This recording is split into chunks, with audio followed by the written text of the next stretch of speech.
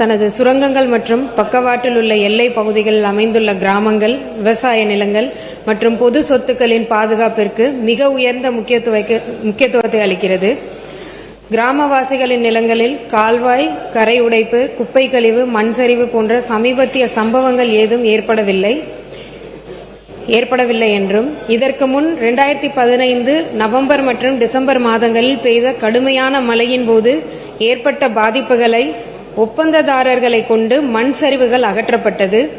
மேற்படி பணியானது கிராமவாசிகளின் ஒப்புதலுடன் மற்றும் மாநில அரசு அதிகாரிகளின் அறிவுறுத்தலின்படி தகுந்த இழப்பீடும் NLC இந்தியா நிறுவனத்தால் வழங்கப்பட்டது. அதன் பிறகு அது போன்ற எந்த சம்பவமும் நடைபெறவில்லை. இது போன்ற சம்பவங்களை தவிர்க்க உயரமான மண்குவியலிலிருந்து வரும் தண்ணீரை தெற்கு நோக்கி திருப்புவதற்காக ஒரு கால்வாய் அமைக்கப்பட்டது. இது இறுதியாக பரநாற்றின் நிரந்தர திசை திருப்பு கால்வாயில் கலக்கிறது. மேலும் சுற்றியுள்ள பகுதிகளை பாதுகாப்பதற்காக போதுமான அகலம், உயரத்துடன் ஒரு பாதுகாப்பு கரை கட்டப்பட்டுள்ளது. கால்வாய்கள், வடிகால்களை தூர்வாருதல் மற்றும் சுத்தம் செய்யும் பணிகள் தொடர்ந்து மேற்கொள்ளப்பட்டு வருகிறது. மேலும் தண்ணீர் மேற்கு கார்லண்ட் கால்வாய் வழியாக பாதுகாப்பாக செலுத்தப்படுகிறது. சம்பந்தப்பட்ட சுரங்க அதிகாரிகளால் பாதுகாப்பு கரை தொடர்ந்து ஆய்வு செய்யப்பட்டு வருகிறது. மேலும் சட்டவிரோதமாக பாதுகாப்பு கரையில் இருந்து மண் எடுக்கப்பட்டால், அதன் காரணமாக ஏதேனும் உடைப்பு ஏற்பட்டால் தாமதமின்றி தேவையான சீரமைப்பு நடவடிக்கைகள் உடனடியாக எடுக்கப்படுகின்றன. 2015 ஆண்டு பருவமழையின் போது வெளிப்பக்க குவியலின் எல்லை பகுதியில் முன்பு சரிந்த மண் ஏற்கனவே பேக்ஹோஸ் மூலம் அகற்றப்பட்டு, பாதிக்கப்பட்ட பகுதியில் தளர்வான மண் தொடர்ந்து அருகிலுள்ள பகுதிகளுக்கு நகர்வதை தடுக்க பாதுகாப்பு கரைகள் பலப்படுத்தப்பட்டுள்ளன. NLC இந்தியா நிறுவனம் உள்ளூர் மக்களுடன் சுமூகமான உறவை பேணுவதற்கும், மாவட்ட நிர்வாகம் மற்றும் சம்பந்தப்பட்ட தரப்பினருடன் கலந்தாலோசித்து தளம் சார்ந்த பிரச்சனைகளை தீர்க்கவும் தொடர்ந்து கடமைப்பட்டுள்ளது. எனவே இவ்விவகாரம் ஏற்கனவே NLC இந்தியா நிறுவனத்தால் கவனிக்கப்பட்டு தேவையான நிவாரண நடவடிக்கைகள் முடிக்கப்பட்டுள்ளன. மேலும் கண்காணிப்பு, தடுப்பு நடவடிக்கைகள் மேற்கொள்ளப்பட்டு வருகின்றன. மாண்புமிகு பேரவைத் தலைவர் அவர்களே, ஒரு 2-3 கோரிக்கைகள் தான் மாண்புமிகு அமைச்சர் அவர்களுக்கு. அதாவது ஒரு நாளைக்கு 900 மூட்டை, அதாவது 900 மூட்டை எடுக்கிறாங்க. அங்க மூட்டை சாக்கு மட்டும் தான் வாங்கி தரப்படுகிறது, சணல் வாங்கி தரப்படுவதில்லை. பாவம் ஏழை, இவங்களும் ஏழை, 2 பேருக்கும் தான் இங்க பிரச்சனை. அதனால அத ஒரு தாயிலம் கொண்டு களையணும்னு தான் கேட்டுக்கிறோம், வேற ஒண்ணும் கிடையாது. அதனாலதான் ஒரு 10 ரூபாய் ஏத்தி கொடுங்க. மூட்டை தூக்குற தொழிலாளிக்கு தான் இது பண்ண, அது அவங்க நீங்க நான் என்னோட கோரிக்கைகள் அப்புறமா பேசலாம், இல்ல நான் பேசிடுவா. என்ன திருப்பி இன்னும் வேற கோரிக்கை? ஒரு 4 நிமிஷம். அதாவது ஒரு சமோசா விக்கிறவங்க கூட அவங்க பொருளுக்கு அவங்க தான் விலை வைப்பாங்க. ஆனா விவசாயிக்கு அந்த வாய்ப்பே கிடையாது.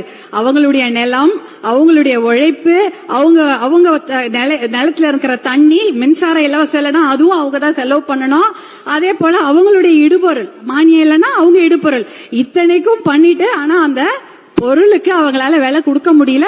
அதனால அந்த ஆணையம் மாதிரி கேரளால இருக்கிறது, 2020 அமைச்சிருக்கிறாங்க ஒரு உழவர் குழு ஆணையம் மாதிரி. அதுல உழவர்களே இருப்பாங்க. அவங்க 3 மாசத்துக்கு ஒரு வாட்டி எல்லா பொருட்களுக்கும் விலையை நிர்ணயம் பண்ணுவாங்க.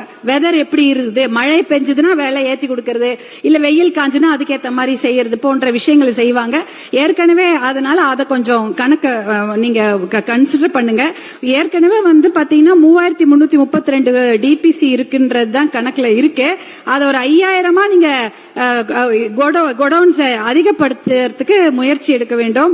அது இந்த வருஷம் 500, அடுத்த வருஷம் 1000 அப்படின்னு அந்த கோடவுன்களையும் அதிகப்படுத்துங்க. அப்பதான் நம்ம வாங்கக்கூடிய அரிசிகளை சேர்க்க முடியும். 120 லட்சம் டன் அரிசி தானிய உற்பத்தி பண்ற, 80 லட்சம் டன் தான் அரிசி, மிச்சம் 40 அந்த பருப்பு, அப்புறம் கடுகு, இந்த மாதிரி நிறைய தானியங்கள். அதுல 40 லட்சம் தான் கவர்மெண்ட் ப்ரொக்யூர் பண்றாங்க, மிச்சம் 40 லட்சம் தனியார் தான் ப்ரொக்யூர் பண்றாங்க. ஸ்டோரிங்க்கு பாத்தீங்கன்னா 18 லட்சம் தான் நம்மளால ஸ்டோர் பண்ண முடியுது. அதனாலதான் ஒரு 500 கோடவுனோ 1000 கோடவுனோ ஏத்திக்கிங்க ஒரு வருஷமும். அது முக்கியமான விஷயம். அதே போல இந்த பலா முந்திரி எல்லாம் இருக்கு. எல்லா ஊர்லயும் பாத்தீங்கன்னா இத மதிப்பு கூட்டி விக்கிறாங்க. முந்திரியில மடகாஸ்கர்ல வாங்கி வந்து உடைச்சிட்டு இருக்கிறோம். நம்ம ஊர்லயே முந்திரி காடு அவ்வளவு இருக்குது. ஆனா அந்த முந்திரிய வந்து ஏன்னா அது சொன்ன மாதிரி இந்த இன்னைக்கு முழுக்க நம்ம அந்த கருப்பரிசி பத்தி பேசிட்டு இருந்தோம். அந்த முந்திரி கூட கலர் கம்மியா இருக்குன்னு வெள்ளை கலர் முந்திரி ஆப்பிரிக்கால இருந்து வருது. அததான் உடைச்சி அங்க அந்த பகுதியில விக்கிறாங்க. பலாவுக்கு ஒரு 200 வெரைட்டி இருக்கு. இதெல்லாம் வந்து கோடவுன் மட்டும் இல்ல, மதிப்பு கூட்டி விக்கிறதுக்கு முயற்சி எடுக்கணும். தர்மபுரியில அதிகமா சிறுதானியங்கள் விளைகிறது. அதுக்கும் ஒரு நல்ல வழி ஏற்பாடு பண்ணி கொடுங்கன்னு கேக்குறோம்.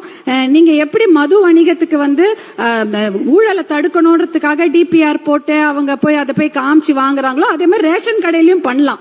ஏன்னா ரேஷன் கடையில இது செய்யலாம். ஏற்கனவே பாத்தீங்கன்னா அங்க பாமாயில் இல்லன்னு வாங்க, ஆனா இருக்கும். இல்ல எல்லா அரிசியும் வித்துருச்சுன்னு வாங்க, ஆனா அரிசி இருக்கும். அப்ப வந்து இத வந்து QR கோடு போட்டு வீட்டுல வாங்க முடியும்னா அதுவும் நீங்க கன்சிடர் பண்ணலாம். ஏன்னா இது ஒரு டிஜிட்டல் ஆக்கிறதுக்கு ஒரு வழி இருக்குது. அதை நீங்க பாருங்க. GIன்னு ஒன்னு இருக்கு, ஜியோலாஜிக்கல் இண்டெக்ஸ், புவிசார் குறியீடு. நம்ம எலவம்பாடி கத்திரிக்காய்க்கு வாங்கி இருக்கிறாங்க.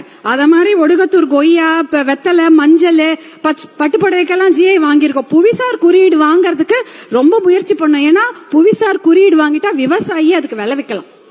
ஆனா அதை ஸ்டோர் பண்றதுக்கு கோடவுன் வேணும். இதெல்லாம் நிறைய விஷயங்கள் இருக்கிறது. இதை கன்சிடர் பண்ணுவாரு. மானிய கோரிக்கையிலே பேசுற மாதிரி எல்லா கருத்தையும் சொல்ல வேண்டாம். சரி, நன்றி பன்னீர்செல்வம் அவர்கள். பேரவைத் தலைவர் அவர்களே, சிறப்பு கவன ஈர்ப்பு தீர்மானத்துல இன்றைக்கு விருதாச்சலம் தொகுதியை பற்றி நான் உங்களிடம் பேச விரும்புகிறேன். இன்னைக்கு NLC சிறப்பு கவன ஈர்ப்பு தீர்மானம் இல்லைங்க, மென்ஷன் பண்ண பதிவு அதுவும் NLC பத்தி இன்னைக்கு பேசினதுனால இன்றைக்கு விருதாச்சலம் தொகுதிக்கு உட்பட்ட அதை பற்றி நான் உங்க கவனத்துக்கு கொண்டு வரேன். விருதாச்சலத்தை மாவட்டமாக அறிவிக்க வேண்டும் என்பதை நாங்கள் ரொம்ப நாளா நான் கோரிக்கை வைக்கிறேன். திருமுதுகுன்றம் அப்படின்ற பழைய பேருங்க ஆங்கிலேயர் காலத்திலேயே விருதாச்சலத்தை தலைமையை கொண்டுதான் கடலூர் மாவட்டம் செயல்பட்டது. அந்த வகையில ஜங்ஷன் இருக்கு. இன்னைக்கு பல்வேறு விஷயங்கள் அங்க விருதாச்சலத்துல இருக்குங்க. நீங்க அதை மாவட்டமாக அறிவிக்கும் பொழுது இன்னைக்கு திட்டக்குடி, நெய்வேலி மற்றும் விருதாச்சலத்திலிருந்து கடலூருக்கு செல்வ தூரம் மிக அதிகமாக இருக்கு. எனவே அதை மாவட்டமாக அமைச்சர் அவர்களும் நீங்கள் அறிவிக்கணும். அதே மாதிரி NLC பத்தி பேசும் பொழுது நிச்சயமாக அது வந்து 20க்கும் மேற்பட்ட கிராமங்கள் விருதாச்சலம் தொகுதியிலே பாதிக்கப்பட்டிருக்கிறது உண்மை. கூட்டு குடிநீர் திட்டம் வர வேண்டும் என்பதையும் முதல்ல நம்ம சொல்லியிருக்கோம். ஏன்னா அந்த கால்சியம் இருக்கிறதுனால அந்த கிட்னி பாதிப்பு இருக்கிறது அதிகமாக இருக்கிறது. அது மட்டும் இல்லை, இதுவரைக்கும் அந்த இழப்பீடு தொகை வழங்கவில்லை. இன்றைய வரைக்கும் அந்த விவசாய மக்கள் பாதிக்கப்பட்டு கொண்டுதான் இருக்கிறார்கள். NLC மூலம் எந்த தீர்வும் விருதாச்சலம் தொகுதி மக்களுக்கு கிடைக்கவில்லை என்பதுதான் உண்மை. நன்றி.